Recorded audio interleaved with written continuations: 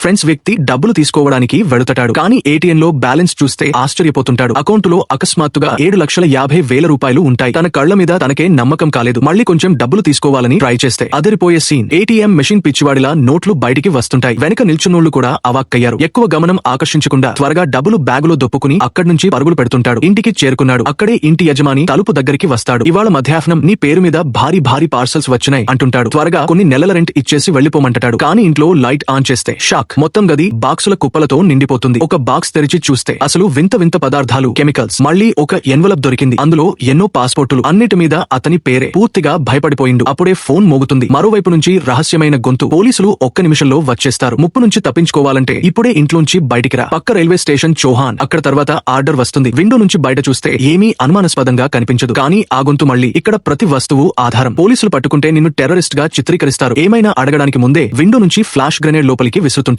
పోలీసులు ఇంట్లో దాడి చేస్తుంటారు. పారిపోవాలని ట్రై చేస్తే తలుపు ముందే బ్లాక్ అయింది. నేల మీద పడదోసి అరెస్ట్ చేస్తుంటారు. కొద్దిసేపట్లో అతన్ని యాంటీ టెర్రర్ రూమ్ కి తీసుకెళ్లారు. నేను నిర్దోషిని, ఏమీ తెలియదు, ఈ వస్తువులు ఎక్కడి నుంచి వచ్చినాయో అని చెప్తుంటాడు. పోలీసులకు అతను అబద్ధం చెప్పడం లేదనిపించింది. ముందే అతని బ్యాక్ గ్రౌండ్ చెక్ చేస్తుంటారు. ఎవరో అతన్ని ఫ్రేమ్ చేశారని అనుమానం. వాళ్ల అభిప్రాయంలో ఈ కేసు అతని అన్నయ్యతో ముడిపడి ఉంటుంది. రజ్జాక్ అన్నాడు, నాకు అన్నయ్యతో సంవత్సరాలుగా సంబంధం లేదు. నిన్నటిదాకా అతన్ని ఖననం చేశాను. పోలీసులకు ఏమీ దొరకకపోవడంతో అతనికి కొంచెం రెస్ట్ ఇవ్వమంటుంటారు. అప్పుడే జస్టిస్ డిపార్ట్మెంట్ నుంచి ఒక మెసేజ్ వస్తుంది. జాక్ ఒక ఫోన్ కాల్ చేయొచ్చు. ఎవరో పెద్దాయన ఆర్డర్ ఇచ్చినట్టు కనిపించింది. కానీ ఇక్కడితో అంతం కాదు. జాక్ ఫోన్ చేస్తే అవతల నుంచి అదే రహస్య గొంతు, త్వరగా ఇక్కడి నుంచి దూరమవు అని అంటూనే తర్వాత క్షణంలో భారీ పేలుడు అవుతుంది.